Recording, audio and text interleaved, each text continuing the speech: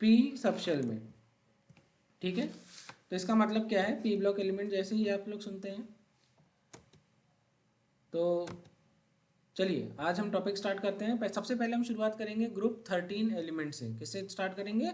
Group 13 element से। सबसे कुछ बेसिक प्रॉपर्टीज से बात करते हैं। सबसे पहली बेसिक प्रॉपर्टी है, पी ब्लॉक एलिमेंट में जो लास्ट इलेक्ट्रॉन होता है वो किस वैलेंस शेल में होता है? तो outermost P orbital of the valence shell. जैसे अगर मान लीजिए मैं आपसे बात कर रहा हूँ ग्रुप 13 की, तो ग्रुप 13 में मैं पेन का कलर चेंज कर लेता हूँ ताकि आपकी विजिबिलिटी। ग्रुप 13 में इलेक्ट्रॉनिक कॉन्फ़िगरेशन होगी noble gas comma NS2 comma NP1। क्या हो गया? तो क्या हो गया, सबसे बाहर मतलब वैलेंस शेल के p ऑर्बिटल में एक इलेक्ट्रॉन। ये बता रहा है ये एलिमेंट किस ग्रुप का है? p ब्लॉक का एलिमेंट है और ग्रुप 13 है। किसमें है? ग्रुप 13। ठीक है, there are 6 group in p block element, periodic table numbering from the 13 to 18, the valence shell electronic configuration is ns2 np1 to 6। क्या हो गई? 1 to 6। अब बात आती है, there is difference in the inner core of the electronic configuration greatly influence their physical and chemical properties। Maximum oxidation state by a P block element किसके बराबर होगी? उसके group number is equal to the number of valence electron. That is, अगर आप old form of periodic table पढ़ोगे उसमें group 13 को क्या कहते हैं? 3A, 14 को 4A, 15 को 5A, 16 को 6A, 17 को 7A। ठीक है, group 18 that is zero group उसमें कहा गया। इसमें वैलेंस इलेक्ट्रॉन क्या होती हैं? तो कहेंगे सर इसमें ऑक्टेट कंप्लीट होता है और इसमें ये क्या होते हैं? इनर्ट होती है। ठीक है, मोनोवैलेंट होती है।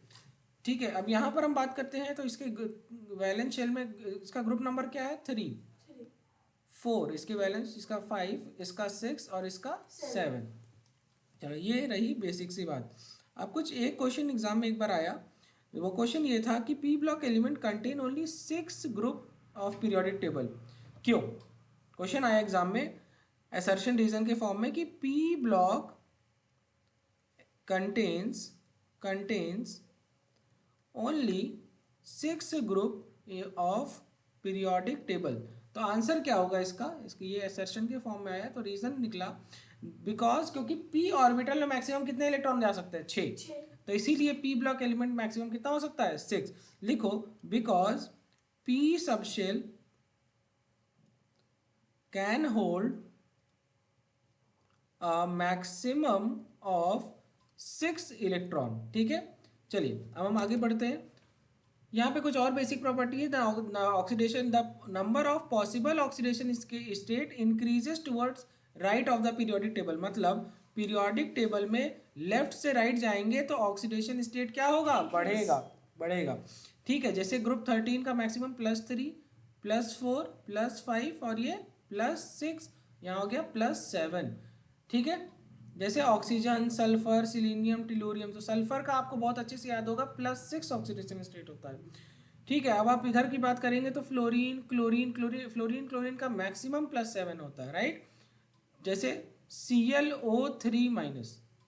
ठीक है, या आप कह सकते हैं HClO4 में अगर आप देखते हैं तो यहाँ हो गया -2 × 4 दैट इज -8 और ये हो गया +1 तो बचा कितना? +7। तो मैक्सिमम ऑक्सीडेशन स्टेट क्या हो गया? +7। तो लेफ्ट से राइट जाएंगे तो ऑक्सीडेशन स्टेट क्या होगी? बढ़ेगी। कह रहे हैं addition to the group oxidation state p block element में show other oxidation state as well. अच्छा, ग्रुप ऑक्सीडेशन स्टेट क्या होती है? General oxidation state. जैसे पी ब्लॉक में +3 हो गया, ग्रुप 13 में, 14 में हो गया +4, 15 में हो गया +5। तो इस तरीके से ये तो उनकी जो है ग्रुप ऑक्सीडेशन स्टेट हो गई। इसके अलावा ये एलिमेंट और क्या शो करते हैं? दूसरी ऑक्सीडेशन स्टेट्स भी शो करते हैं। ठीक है, चलिए आगे की ओर बढ़ रहे हैं। लिखा है occurrence of the oxidation state 2 unit less than group oxidation state, इसी को कहते हैं इनर्ट पेयर इफेक्ट। जैसे हम आपको बात करते हैं यहाँ पर, तो इनर्ट पेयर इफेक्ट मैं आपको शो कराता हूँ। देखिए, जैसे मान लीजिए यहाँ पर है BA बाल गए इन थाईलैंड। तो ऊपर से नीचे आएंगे तो जनरल ऑक्सीडेशन स्टेट +3 +3 +3 +3 और यहाँ पे आएगा +1। कितने का डिफरेंस आ गया? तो कहेंगे सर 2 का डिफरेंस आ गया। This is due to inert pair effect. इसका मतलब ये समझ में आया हम लोगों को कि, एक सेकेंड रुक जाइए। हाँ, इसका मतलब हम लोग को ये समझ में आया कि अगर हम ऊपर से नीचे जाते हैं तो ग्रुप ऑक्सीडेशन, जो आपकी जनरल ऑक्सीडेशन स्टेट है वो क्या होती है? लोअर ऑक्सीडेशन स्टेट ज़्यादा स्टेबल होती है in comparison to higher oxidation state. ठीक है, this is due to inert pair effect. अब बात आती है आगे, the combined effect of the size and availability of D orbital considerably influence the ability of these to form pi bond. ठीक है, अब जैसे आप बात करते हैं किसकी, boron, aluminium, gallium, indium, thallium. तो आप इसमें देखिए इसी तरह CCGeSnPb। अच्छा, यहाँ पर देखिए जब आप बोरॉन की बात करते हैं तो बोरॉन जो है सेकेंड ग्रुप से बिलोंग करता है। किस ग्रुप से? सेकेंड ग्रुप से। पहले इसी की बात कर लेते हैं। ठीक है, पहले इसी की बात कर लेते हैं। अच्छा, एक बात बताइए, बोरॉन की मैक्सिमम ऑक्सीडेशन स्टेट क्या होगी? तो कहेंगे 2s2 2p1। ये तो होगी हीलियम, 2s2 2p1। यहाँ पे होगी 3s2 3p1 और 3d0। अब यहाँ पे D vacant D orbital available है। क्या है? वैकेंट डी ऑर्बिटल अवेलेबल है। इस वजह से जो है यहाँ पर क्या होगा, पाई बॉन्ड की पॉसिबिलिटीज बढ़ जाती है। इसके बाद यहाँ पर, इसके बाद यहाँ पर, नीचे आएंगे तो और ज़्यादा बढ़ेगी। जल्दी आ जाए, तो कोई बात नहीं बेटा। ठीक है, अब बात आते हैं basic properties of the P block element that non metal have higher ionisation enthalpies and electronegativities than metal. Non metal oxide, इसे इसका मतलब क्या है कि जैसे आप यहाँ पर बात करते हैं तो टॉप टू बॉटम आते हैं तो इलेक्ट्रोनेगेटिविटी क्या होगी? घटेगी, और आपकी जो आयनाइजेशन इंथैल्पी है वो भी घटेगी। तो ये बात समझ में आ गई कि नॉन मेटल की आयनाइजेशन इंथैल्पी भी सबसे ज़्यादा है और इनकी इलेक्ट्रोनेगेटिविटी भी सबसे ज़्यादा है। ऊपर ये आ गया तो भैया इसके नीचे आएंगे तो मेटालिक प्रॉपर्टी शुरू हो जाती है। चलिए, एक बहुत ही कॉमन बात है, 1 मिनट आप लोग रुकिए तो मैं आपको सिखाता हूँ। जरा मुझे आप बस 1 मिनट का टाइम दीजिए। ठीक है, जैसे पी पाई बैक बॉन्डिंग, पी पाई डी पाई बैक बॉन्डिंग, इस पर क्वेश्चन बहुत आया है। तो आपको कुछ छोटी सी बेसिक प्रॉपर्टीज और पढ़ा दे रहा हूँ और इसके बाद हम लोग वो इंपॉर्टेंट चीज़ें पढ़ लेंगे। जैसे मैं आपसे बात करूँ तो हम लोगों ने अभी तक जितना सीखा वो क्या सीखा? हम लोग ने ये सीखा, ये चाहो तो नोट कर लो। जैसे ये हम लोगों ने क्या सीखा कि ग्रुप 13 से लेकर के ग्रुप 18 तक होता है। ठीक है, अब ये कहाँ से शुरू होता है? तो कहेंगे सेकेंड पीरियड से शुरू होता है और कहाँ तक जाता है? तो कहेंगे सर 6th पीरियड तक। ठीक है, अब आप बात करेंगे वैलेंस शेल इलेक्ट्रॉनिक कॉन्फ़िगरेशन की। अगर हम बात करें वैलेंस शेल इलेक्ट्रॉनिक कॉन्फ़िगरेशन की बात करें तो हो जाता है नोबल गैस NS2 NP126। ठीक है, इसका मतलब क्या है कि मैक्सिमम क्या,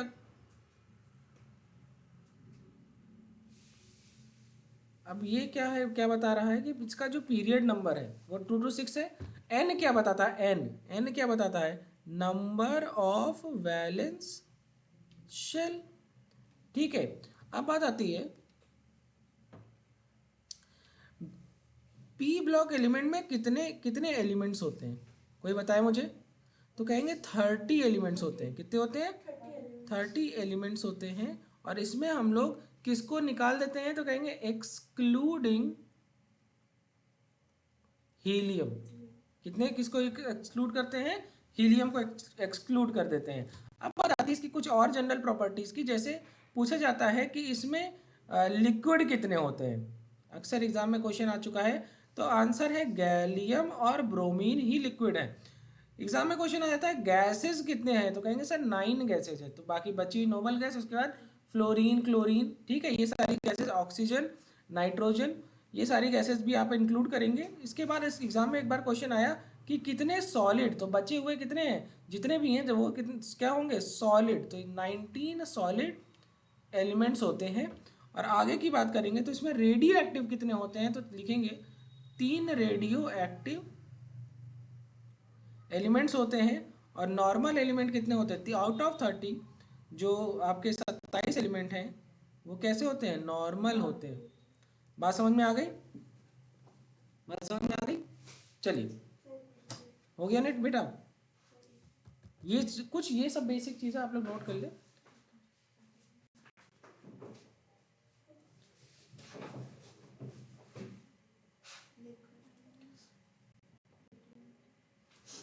एक बार एक क्वेश्चन पूछा गया कि जो है in form of diamond it's naturally occurring hardest substances on the earth, मतलब आप ये देखेंगे कि पी ब्लॉक एलिमेंट क्या पूरी की पूरी पीरियोडिक टेबल में ही सबसे ज्यादा हार्डेस्ट एलिमेंट कौन है, तो कहेंगे sir diamond hardest naturally occurring element on the earth. Exam में क्वेश्चन आ जाए नेचुरल तभी आंसर लगाना है, ठीक है। अब इसी तरीके से लिक्विड नाइट्रोजन लिक्विड हीलियम का इस्तेमाल हम कहाँ पे करते हैं, तो कहेंगे सर क्रायो प्रिजर्वेशन में, जैसे मतलब बायोलॉजिकल स्पेसिमेन को प्रिजर्व करने के लिए। लाइक आप लोगों ने सुना होगा कि ऐश्वर्या राय ने अपना जो है स्टेम सेल्स बहुत कॉमन सुना होगा, अमीर लोग अपने स्टेम सेल्स अपने बच्चों के स्टेम सेल्स को प्रिजर्व कराते हैं, सुना है स्टेम सेल्स प्रिजर्व कराते हैं। जो जब प्लेसेंटा जो होती है, जिस समय बेबी की डिलीवरी होती है उसमें प्लेसेंटा और अम्बिलिकल कॉर्ड में कुछ फ्लूइड होता है, उन फ्लूइड्स को प्रिजर्व कराते हैं जो है, ताकि आगे उसको -196 डिग्री सेल्सियस पे टेम्परेचर पे प्रिजर्व करा देता है। तो वो क्या होती है, वो वहीं पर फ्रीज हो जाता है लाइफ उसमें, मतलब सारी मेटाबॉलिक एक्टिविटी वगैरह सब वहीं रुक जाती है, वो सेल डैमेज नहीं होती। तो जब कभी ऑर्गन फेलियर हो गया या फैमिली में किसी को ऑर्गन फेलियर वगैरह हो गया या बोन मैरो में इश्यू हो गया, ऐसी सिचुएशन में वो स्टेम सेल्स निकाल करके वापस से इम्प्लांट की जाती है और ऑर्गेनोजेनेसिस और ये सारी चीज़ें उसमें काम आती हैं। जैसे बोन मैरो ट्रांसप्लांट, जैसे किसी को ल्यूकीमिया हो गया, लिम्फोसाइटोपिनिया हो गया, ब्लड बॉर्न डिजीज हो गई, तो वो बार बार तो सबसे खून मांगता नहीं फिरेगा। तो ऐसी सिचुएशन में क्या होता है कि वो ऐसी डिजीज कुछ जेनेटिक डिसऑर्डर्स के को भी ट्रीट करने के लिए वो स्टेम सेल्स का यूज़ करते हैं, ठीक है। चलो, स्टेम सेल्स का मतलब होता है ऐसी सेल जो कुछ भी बन सकती है, जहाँ पे डाल दोगे वही बन जाएगी। किडनी में डाल दोगे तो किडनी की सेल्स बन जाएंगी, लिवर में डाल दोगे तो लिवर की सेल्स बन जाएंगी, ठीक है। स्टमक में डाल दोगे तो स्टमक की सेल्स बन जाएंगी, मतलब वो जिस रीजन में डालोगे वो उस रीजन के हिसाब से अपने आप को अडॉप्ट कर लेंगे, ठीक है। चलिए, अब आगे की एक बात और कर देते हैं। जैसे अगर मैं बात करता हूँ कि सबसे कॉमन एलिमेंट अर्थ क्रस्ट में कौन सा पाया जाता है, एग्जाम में अक्सर लगता है कि कार्बन नाइट्रोजन जैसा। अर्थ क्रस्ट जब भी आ जाए तो लिखिएगा ऑक्सीजन, क्या लिखेंगे, ऑक्सीजन। तो most abundant element on the earth crust is oxygen. और एक क्वेश्चन आ जाए जैसे most abundant element in the atmosphere, तब आंसर होगा नाइट्रोजन। तो क्या क्या सीखा हम लोगों ने, अगर एग्जाम में कहा गया दो शब्द आ गया, मोस्ट अबंडेंट एलिमेंट, अब दो शब्द है, एक बार एटमॉस्फेयर और एक बार आ गया आपका अर्थ क्रस्ट। तो एटमॉस्फेयर आ गया तो आप लगाएंगे ऑक्सीजन, और एटमॉस्फेयर आ गया तो आप लगाएंगे नाइट्रोजन, और अर्थ क्रस्ट आ गया तो क्या लगाएंगे, ऑक्सीजन, ठीक है। अब बात आती है कि the only liquid in periodic table और लिक्विड नॉन मेटल, एग्जाम में क्वेश्चन आ गया ओनली लिक्विड नॉन मेटल। सब पुराने क्वेश्चन है, मैं जितनी भी बातें बता रहा हूँ सब अपने आप में एक क्वेश्चन है, मैं सीधे उनके आंसर्स लिखवा रहा हूँ। ओनली लिक्विड नॉन मेटल क्या है भैया, तो कहेंगे सर ब्रोमीन, क्या आएगा, ब्रोमीन, ठीक है। अब बात आती है कि आयोडीन के, कभी भी क्वेश्चन आ जाए सब लाइम सॉलिड, क्या आ जाए, सब लाइम सॉलिड, तो आंसर आप लगाएंगे आयोडीन, क्या लगाएंगे, आयोडीन, ठीक है। And it also shows some metallic property. Iodine is the only non-metal which has lustrous property. Non metal होने के बावजूद क्या है, लस्टर। जनरली नॉन मेटल क्या होता है, डल। तो क्या होता है, metallic property, has metallic property कौन सी, तो कहेंगे सर लस्टर वाली, ठीक है। यही एक प्रॉपर्टी है ये नॉन मेटल होने के बावजूद, it is non metal until unless इसके पास कौन सी प्रॉपर्टी है, इसकी, ठीक है। अब बात आती है कि कौन सी नॉन मेटल एटमॉस्फेयर में पाई नहीं जाती, या आप कह सकते हैं एटमॉस्फेरिकली इट इज एब्सेंट। आयोडीन के बारे में मैंने बेटा आपको ये बताया कि ये सबलाइम सॉलिड है। दूसरी बात मैं ये आपको बता रहा हूँ कि ये नॉन मेटल है, लेकिन इसके पास मेटालिक प्रॉपर्टी है, कौन सी? Lustrous.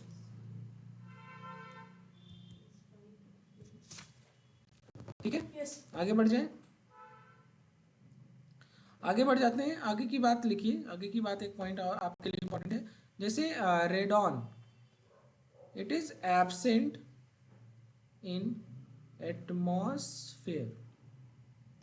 Radon is absent in atmosphere. चलिए,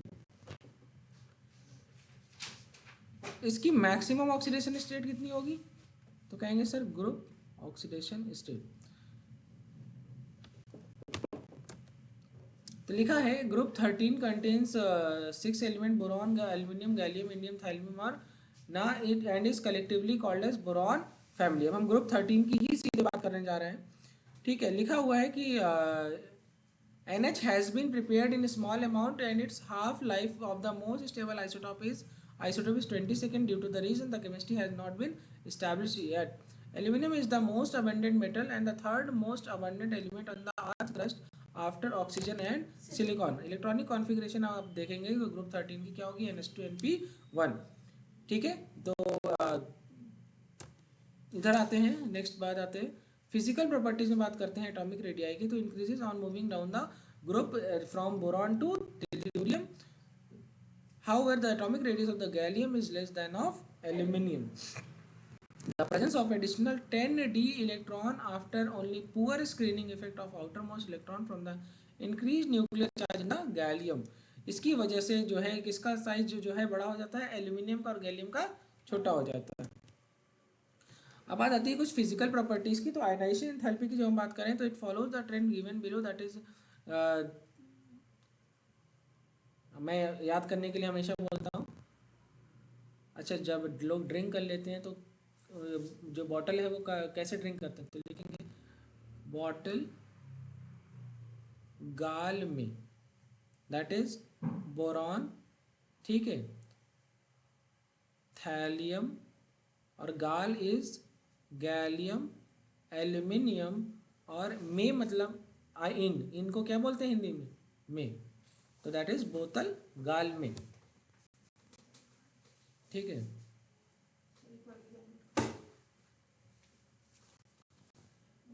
आगे बढ़ जाए। The discontinuity in ionization enthalpy values between the aluminum and gallium and between indium and thallium due to inability of d and f electron having low screening effect compensate the increased nuclear charge। ठीक है, वही same चीज आपको यहाँ पर भी देखने को मिल रही है। आगे बढ़ जाए। चलिए, फिजिकल प्रॉपर्टी में बात करते हैं हम इलेक्ट्रोनेगेटिविटी। तो कह रहे हैं कि पहले बोरॉन से लेकर के एल्यूमिनियम तक जो है इसकी जो है प्रॉपर्टी है, बोरॉन से एल्यूमिनियम तक जो है घटती है और फिर बढ़ती है मार्जिनली, बहुत थोड़ी सी। Boron is non metallic extreme hard and has high melting point. Rest of the member are soft with low melting point. अब कुछ हम बात कर लेते हैं बोरॉन की, जैसे आपने सबसे पहले बोरॉन फैमिली में हम लोग ने पढ़ा। चलिए, अब यहाँ पर कुछ बेसिक चीज़ें पढ़ लेते हैं।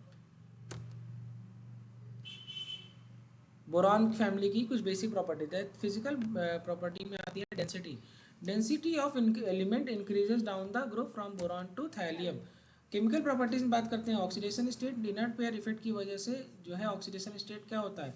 तो कहेंगे sir lower oxidation state, top to bottom आते हैं तो लोअर ऑक्सीडेशन स्टेट क्या होता है? बढ़ता है, और हायर ऑक्सीडेशन स्टेट घटता है।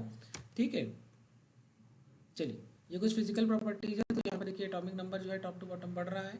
एटॉमिक मास देखिए कैसे जो है टॉप टू बॉटम बढ़ रहा है। इसके बाद electronic configuration 2s2 2p1, 3s2 3p1, 4s2 4p1, 5s2 5p1, जो उनका period 6s2 6p1।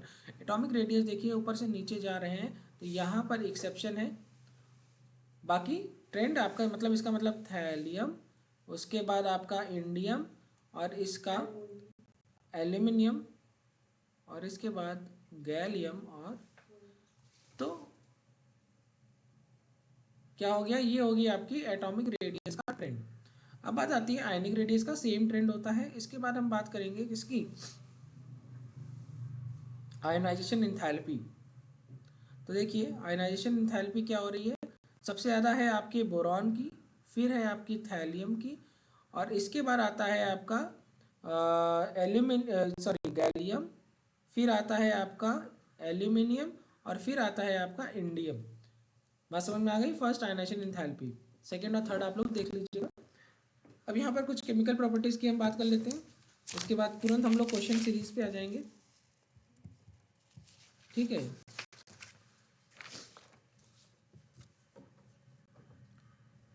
Some important chemical properties, जैसे ये रिएक्शन है, जब एलिमेंट का जो है, जब when it react with the oxygen will form oxide like E2O3।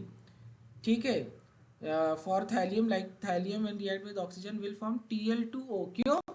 क्योंकि यहाँ पर लोअर ऑक्सीडेशन स्टेट ज़्यादा स्टेबल है। यहाँ पर हाँ +3 ऑक्सीडेशन स्टेट आएगी, यहाँ पर +3 ऑक्सीडेशन स्टेट आएगी, और यहाँ पर +1 ऑक्सीडेशन स्टेट आएगी। When it react with the nitrogen will form En. Reaction with water. No reaction occur between boron and water. Aluminium is very reactive even at low temperature. Aluminium plus 3 moles of water will form Al2O3 and 3 moles of hydrogen. Gallium, indium, thallium are less reactive. They get attacked by the combination of both water and oxygen. Individual reaction with water or oxygen do not take place. अब बात आती है कि when ये सारी reaction ही important है। Reaction with acid, when metal react with hydrochloric acid will form M+3 and 6Cl minus and 3 moles of hydrogen. Boron do not react with the acid at moderate temperature. Concentrated nitric acid renders gallium and aluminium passive by forming of prot layer on the surface. तो जाहिर सी बात है, जैसे इनका surface oxidation तो हो जाता है, इसकी वजह से वहाँ पर जो ज़्यादा स्टेबल ऑक्साइड बन जाते हैं, तो अंदर की लेयर के साथ रिएक्ट ये नहीं करते हैं। Aluminium react with both mineral acid and the aqueous alkalis and atmospheric character. Reaction with halogen, when element react with 3 moles of X2 will form E2EX3. The covalent trihalide BF3 being electron deficient are Lewis acid and have tendency to behave like a Lewis acid, decreases by increasing the size down the group. तो अब देखिए fluorine, chlorine, bromine, iodine, अगर हम top to bottom आते हैं तो जो BF3, BCl3, BBr3, BI3, अगर हम ऊपर से नीचे आते हैं तो इनका जो स्टेबिलिटी है, लुईस एसिड कैरेक्टर है, वो क्या होता है, घटता है। और रीज़न क्या है, क्योंकि ये देखो एक कहानी है, दैट इज छोटा छोटा बड़ा बड़ा। तो बोरॉन अपने ग्रुप में सबसे छोटा एलिमेंट है, और फ्लोरीन अपने ग्रुप में सबसे छोटा एलिमेंट है, तो ये ज़्यादा स्टेबल कैटायन आयनिक फॉर्म बनाएंगे इन कंपैरिजन टू, अगर आप बोरॉन को देखते हो तो यहाँ छोटा है और आयोडीन का साइज बहुत बड़ा है, तो स्टेरिक हिंड्रेंस होगी और अनस्टेबल हो जाएगा ये। ठीक है, चलिए अब हम आगे की बात करते हैं। कुछ एनामिलस प्रॉपर्टी है बोरॉन का। Boron due to its small size, high charge density and non availability of d electron show anomalous behavior. It has high melting point, boiling point and form covalent compound, show allotropism and behave as a typical non metal. ठीक है, चलिए अब boron के कुछ, मैं इसी बात पर बोरॉन के कुछ टिपिकल मतलब कि ये बिल्कुल नॉन मेटालिक कैरेक्टर, मतलब एक कहते हैं ना टिपिकल, मतलब कि जैसे कहते हैं ये बिल्कुल टिपिकल लड़की, मतलब पूरे कैरेक्टर लड़कियों वाले। तो इसी तरीके से नॉन मेटल के सारे कैरेक्टर हैं बोरॉन में। ठीक है, अब देखो कुछ इंपॉर्टेंट कंपाउंड है बोरॉन के, जैसे मैं कुछ लिखवा भी दे रहा हूँ, लाइक लिख लो H3BO3, that is boric acid. ये देखो ये दिस इज Na2B4O5OH का होल 4.8H2O, या फिर आप इसको इस तरीके से भी लिख सकते हैं, इसको बोरैक्स कहते हैं, like Na2B4O7.10H2O। एक और कॉमन नेम है दैट इज टिंकल या सुहागा भी कहते हैं, जो सिंदूर लगाते हैं, बहुत ही पॉइजनस होता है। हाँ ठीक है।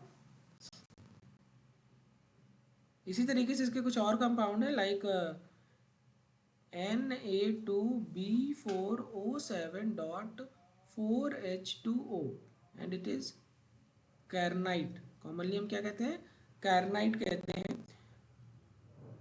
एक और है इसका, दैट इज कॉलेमिनाइट। सब एग्जाम के क्वेश्चन है। That is Ca2B6O11.5H2O। ठीक है, कॉलेमिनाइट एम है, एम।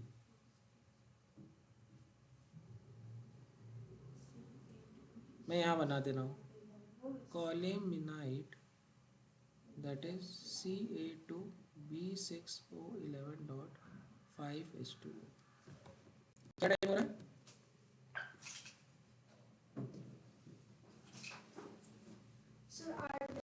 8:11। ठीक है, तो ये देखिए, when borax reacted with the जो है 7 moles of water will form 4 moles of orthoboric acid। ये बहुत इंपॉर्टेंट रिएक्शन है। तो लिखा है कि borax borax when reaction with the water it dissolve in water and give alkaline solution। this is the reason। यहाँ पर 2 मोल सोडियम हाइड्रोक्साइड बन रहा है।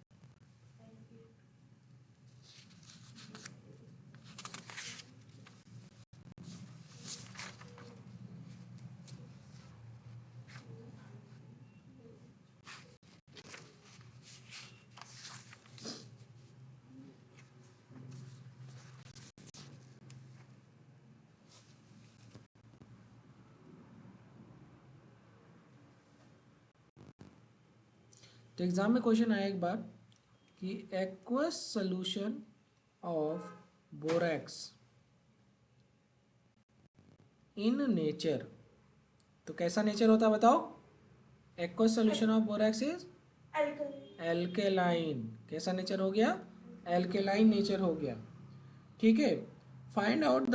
अब बात आती है बोरैक्स में बोरॉन की हाइब्रिडाइजेशन क्या होगी, कोई बताए? तो अभी तुमने यहाँ पर हम लोग ने स्ट्रक्चर देखा था, यहीं से हम लोग क्वेश्चन सॉल्व कर लेंगे। ये देखो ये, तो बोरॉन की हाइब्रिडाइजेशन क्या होगा? एक सिग्मा बॉन्ड sp2 देख लेते हैं, एक सिग्मा, 2 सिग्मा, 3 सिग्मा। तो ये तो sp2 है। इस वाले को देखोगे तो एक सिग्मा, 2 सिग्मा, 3 सिग्मा और 4, तो जरूरी है sp2 ही आएगा। ठीक है, तो इसकी क्या हो जाएगी? sp2 और इसका क्या होगा? sp3। तो हमेशा ध्यान रखिएगा। तो दो बोरॉन दो बोरॉन दो बोरॉन क्या है sp2 में, और 2 बोरॉन किसमें? sp3। तो एक की ज्योमेट्री क्या हो गई? तो कहेंगे प्लेनर, और दूसरे की क्या हो गई? तो कहेंगे सर टेट्राहेड्रल। बात समझ में आ गई? Yes sir. चलिए नोट कर लीजिए।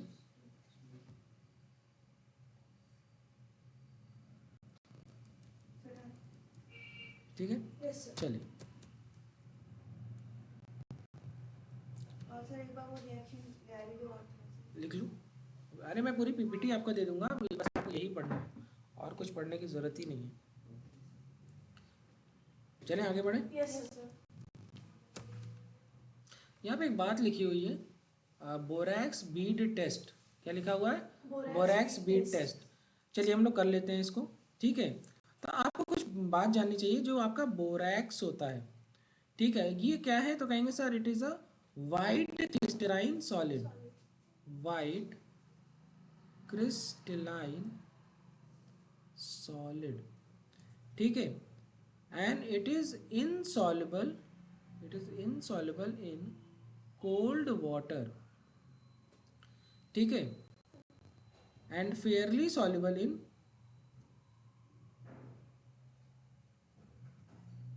Hot water. ठीक है, चलिए, इसका जो एक्वस सोल्यूशन होता है, अभी हम लोगों ने क्या लिखा था, कैसा था, बेसिक था, कैसा था, बेसिक इन नेचर। रीजन क्या है, ड्यू टू एनायोनिक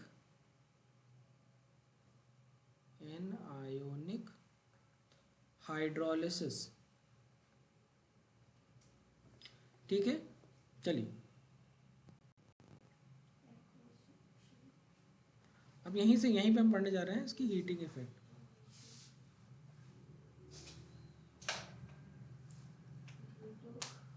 बोरैक्स, चलिए ये देखिए हीटिंग इफेक्ट ऑफ बोरैक्स। तो बोरैक्स क्या है, तो कहेंगे Na2B4O7 मोल्स ऑफ H2O, और आपने अगर इसको हीट किया तो इसमें से 10 मोल वाटर निकल गया, वाटर ऑफ क्रिस्टलाइजेशन बन क्या गया, तो कहेंगे सर Na2B4O7। अच्छा, किसी भी चीज़ से जो है वाटर ऑफ क्रिस्टलाइजेशन हटा दोगे तो स्पीसीज क्या हो जाएगा, एनहाइड्रस। तो ये हो गया anhydrous borax glass, anhydrous borax glass. ठीक है, अब जैसे ही आप इसको स्ट्रांगली हीट करोगे तो यहाँ पे ये टूट जाएगा, तो इसमें NaBO2 और B2O3, this is boric anhydride. क्या, बोरिक एनहाइड्राइड। और ये क्या है, दैट इज सोडियम मेटाबोरेट।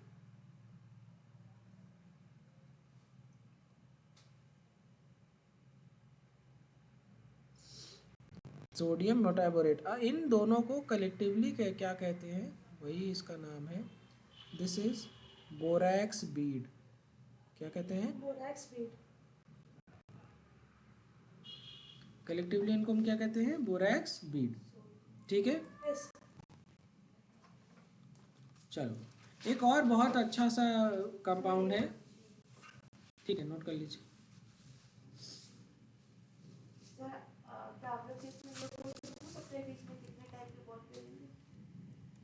क्या बेटा, नहीं, ठीक है, हो गया। चलिए आगे देखते हैं। यहाँ this is orthoboric acid, that is H3BO3। It is a white crystalline solid and with a soapy touch, and it is sparingly soluble in water but highly soluble in hot water। ठीक है, orthoboric acid का अभी हमने आपको preparation पढ़ाया कि नहीं पढ़ाया, हाँ पढ़ाया सर, पढ़ा दिया। चलिए देखिए, एक सबसे पहला तरीका है तो जो है orthoboric acid, it is a weak monobasic acid, पहला point, and it act as a Lewis acid by accepting, क्योंकि लुईस एसिड की प्रॉपर्टी होती है इलेक्ट्रॉन को एक्सेप्ट करना फ्रॉम अ हाइड्रोक्सिल आयन। अब देखो यहाँ पर H प्लस और क्या है, दूसरा पानी टूटेगा किसमें, OH माइनस में। ठीक है, तो यहाँ पर BOH OH और OH है ना, और यहाँ पर ऑक्सीजन हाइड्रोजन, ये देखो ये 1 2 3 4 5 और 6 और इसके ऊपर एक नेगेटिव चार्ज, इसका ऑक्टेट कंप्लीट है, और इसके साथ ये क्या बनाएगी, कोऑर्डिनेट बॉन्ड। तो इसके पास 8 हो गया, ये कोऑर्डिनेट बॉन्ड इसको 2 इलेक्ट्रॉन देगा, 2 2 4 2 6 और 2 8, ऑक्टेट कंप्लीट हो गया। ये बन गया तुम्हारा, ये इलेक्ट्रॉन एक्सेप्टर है। तो ये क्या हो गया, ये क्या हो गया, तो कहेंगे सर B और OH का होल 4 और इसके ऊपर माइनस चार्ज आएगा, कितना चार्ज आएगा, माइनस चार्ज आएगा। ठीक है, दिस इज, अच्छा क्योंकि ये इलेक्ट्रॉन पेयर एक्सेप्टर है तो ये किसकी तरह बिहेव करेगा, लुईस एसिड की तरह, नोट कर लीजिए। चलिए आगे, कोई बात नहीं, बाद में लिखिएगा। लिखा है on heating the orthoboric acid metaboric acid will form. ठीक है, which on further heating will form boric anhydride. क्या है ये, बोरिक एनहाइड्राइड, अभी हम लोग ने बनाया ना, बोरिक एनहाइड्राइड। तो जो आपने दो चीज बनाई थी, एक बनाया था सोडियम मेटाबोरेट और दूसरा बनाया था बोरिक एनहाइड्राइड, आपको याद होगा। ठीक है, चलो आगे बढ़ते हैं। कुछ इंपॉर्टेंट कंपाउंड है बोरॉन के, like B2H6 that is diborane. अब यहाँ पर आपको बनाना बॉन्डिंग देखने को मिलती है। क्या देखने को मिलती है? जनरली एक बॉन्ड में 2 इलेक्ट्रॉन होने ही चाहिए। यहाँ पर देखिए 2 बॉन्ड में 3 इलेक्ट्रॉन। कितने इलेक्ट्रॉन? 3 बॉन्ड, मतलब बॉन्ड 2 बना है और इलेक्ट्रॉन भी कितने हैं? तो कहेंगे सर बोरॉन, यहाँ पर देखो ये बनाना शेप, 3 सेंटर है, 1 centre, 2 centre, 3 centre, 3 centre 2 electron bond है। क्या है? 3 सेंटर, 3 सेंटर 2 इलेक्ट्रॉन बॉन्ड। इसका शेप कैसा है? बनाना जैसा। तो एक को क्या कहते हैं? Banana bonding. ठीक है। It is simplest boron hydride known as diborane and it is colorless and highly toxic gas and with the boiling point of 180 Kelvin। ठीक है। डाइबोरेन की प्रिपरेशन एग्जाम में आती है। when BF3 is treated with the 3 moles of lithium aluminum hydride will form diborane when sodium NaBH4 it react with the iodine will form diborane। ये कुछ reactions हैं। और डाइबोरेन की अपनी कुछ रिएक्शन है, लाइक व्हेन डाइबोरेन ट्रीटेड का oxidation कराते हैं तो बोरिक एनहाइड्राइड मिलेगा। ठीक है। BH3 डॉट COBH3, ये कुछ कंपाउंड्स हैं। जब ये डाइबोरेन इनके साथ रिएक्ट करता है तो ठीक है, ये सारी रिएक्शन आपके लिए इंपॉर्टेंट है, एक बार देख लीजिएगा। ठीक है। स्ट्रक्चर है डाइबोरेन का कुछ इस तरीके का। तो यहाँ पर लिखा है नॉन प्लेनर स्ट्रक्चर है। नॉन प्लेनर स्ट्रक्चर है, 4 टर्मिनल बोरॉन हाइड्रोजन बॉन्ड है, 2 कार्बन 2 सेंटर, जैसे जैसे यहाँ पर देखा था बोरॉन बोरॉन, तो ये 2 है, 2 तो एकदम नॉर्मल है, 2 कार्बन 2 सेंटर के 2 हैं, और ये हाइड्रोजन तो यहाँ हो गया। और 2 कैसे हैं? ये देखो 1 2 3 4, तो 4 कैसे हैं? 2 कार्बन 2 इलेक्ट्रॉन वाले हैं, नॉर्मल हैं। लेकिन 2 कितने हैं? 2 कैसे हैं? तो कहेंगे ब्रिज हाइड्रोजन बोरॉन BHB। क्या है? BHB टाइप के। और यहाँ पर 3 सेंटर 2 इलेक्ट्रॉन प्रेजेंट है। ठीक है। चलो, कुछ इंपॉर्टेंट कंपाउंड है बोरॉन के और बोरॉन हाइड्राइड के। Boron form A series of hydride borate and among the most important is BH4 minus which is tetrahedral in nature। ठीक है। कुछ इंपॉर्टेंट कंपाउंड देख लेते हैं। It uses of boron aluminium. Boron extremely hard होता है, तो इसकी मेल्टिंग पॉइंट बहुत ज़्यादा होता है एंड लो, उसकी डेंसिटी बहुत कम होती है और लो इलेक्ट्रिकल कंडक्टिविटी होती है। बहुत सारी चीज़ों में इस्तेमाल होता है। बोरॉन फाइबर का इस्तेमाल करते हैं बुलेट प्रूफ वेस्ट मटेरियल और एयरक्राफ्ट मैन्युफैक्चर करने के लिए, vest and the aircraft manufacture of the aircraft. Borax and boric acid का इस्तेमाल करते हैं हीट रेजिस्टेंट ग्लास और ग्लास वूल बनाने के लिए और फाइबर ग्लास बनाने के लिए। Aluminium is brightly silver white metal and it is high it with a high tensile strength and it is high electrical conductivity and thermal conductivity। इसका इस्तेमाल हम इंडस्ट्री और एवरीडे लाइफ में बहुत ज़्यादा करते हैं। इसका जो है पाइप बनाने में, रॉड वायर फॉइल्स एयरक्राफ्ट के पार्ट बनाने में हम इसका इस्तेमाल करते हैं। ठीक है। अब का आ रहे हैं क्वेश्चन, जरा मुझे टाइम बता दीजिए। 8:23। चलिए, अब यहाँ पर देखिए क्या लिखा है कि boron is not found in the form of, the answer is carnallite. बाकी सारी चीज़ें मैंने आपको सिखाया था, कैर्नाइट अभी आपको कराया। देखिए अगर आप पेज चेंज करिए, और मैंने आपको एक कुछ बात लिखवाई थी, मैंने आपको लिखवाया था कि बोरान के कुछ कंपाउंड, देखिए लिखवाया है कैर्नाइट लिखवाया है उसमें। ऑर्थोबोरिक एसिड तो आपने देखा ही, बोरैक्स आपने देखा ही, कार्नेलाइट नहीं होता। क्या नहीं होता? कार्नेलाइट। ठीक है। Which of the following element is the most abundant metal and the third most abundant element in the earth crust? The right answer is aluminium. The correct order of atomic radii देखो sir ए होगा। पक्का? पक्का? हाँ पक्का sir. ठीक है, देख लीजिए आपकी कॉपी में आपने नोट भी किया होगा। ऐसा कोई जरूरी नहीं है कि आपको तुरंत ही बताना है।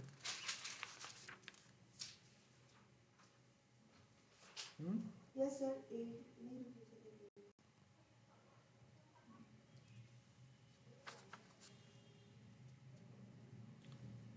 एटॉमिक रेडियाई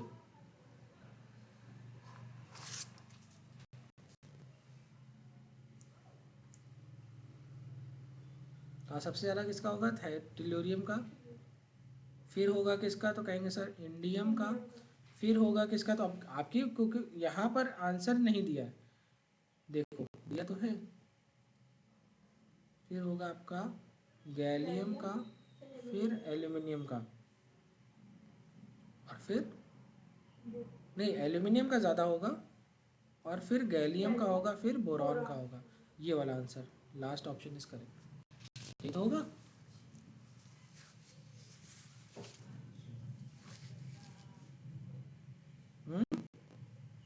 ठीक है, चलो आगे देखते हैं। Between which of these element is the discontinuity in ionisation enthalpy values observe?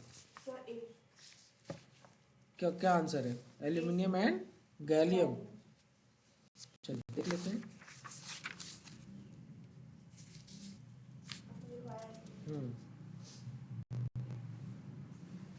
दो लिखवाया, जरा देखो, इंडियम और थैलियम भी लिखवाया है, देखो लिखवाया है डिसकंटिन्यूटी, लिखवाया है बेटा।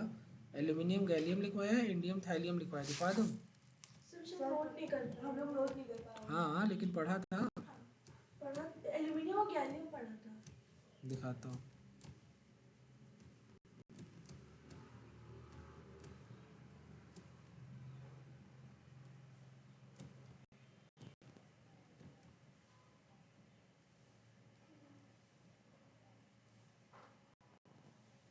ये है सर, आपने मार्क कर रखा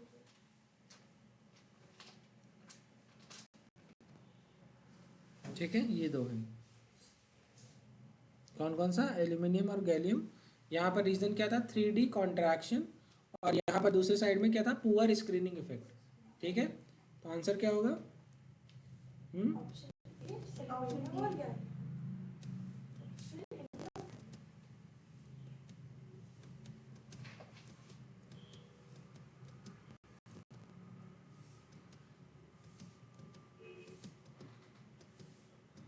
ये क्या क्या है? Aluminium gallium indium thallium, both A and B. चलो थोड़ा सा सीख ही लो तुम लोग। ठीक है, जैसे यहाँ पर फर्स्ट आयनाइजेशन एंथैल्पी देखते हैं। चलिए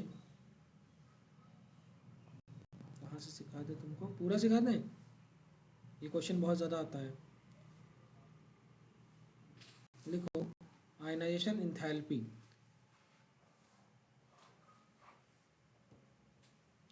अब यहाँ पे कंपैरिजन है ग्रुप 2 से, ग्रुप 13 से, और ग्रुप 14 से। जरा टाइम बताते रहिए मुझे। सर 8:27। 8:27।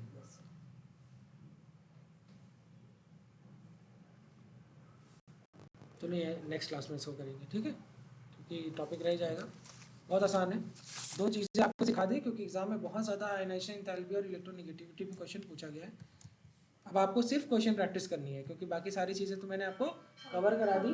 पूरा रिवीजन हो गया, इस पूरे ग्रुप 13 का पूरा रिवीजन करा दिया, और मैंने अब हम लोग आगे क्वेश्चन सीरीज पे। तो नेक्स्ट क्लास में हम लोग रिमेनिंग क्वेश्चन कर डालेंगे, और इसमें मैंने फोकस किया है, जो ये जितने भी क्वेश्चन है ये जेई मेंस के, जेई एडवांस के कमिंग लास्ट 5 साल का जो पैटर्न रहा है, मैंने हर सीरीज के पैटर्न इसमें डाल रखे हैं। आपको आगे देखने को मिलेंगे इस तरीके के और बहुत सारे क्वेश्चंस हैं, और इसलिए मैंने अब पढ़ा। देखो अब पढ़ाने के बाद ये क्वेश्चन बहुत आसानी से लग रहे हैं, और हार्डली हम लोगों ने 40 मिनट में कोई पूरा चैप्टर ही पढ़ लिया, राइट। अब देखो तुम खुद जो है पहली बार पढ़ी, और तुम कम से कम 2 क्वेश्चन तो लाइन से ही बता ली।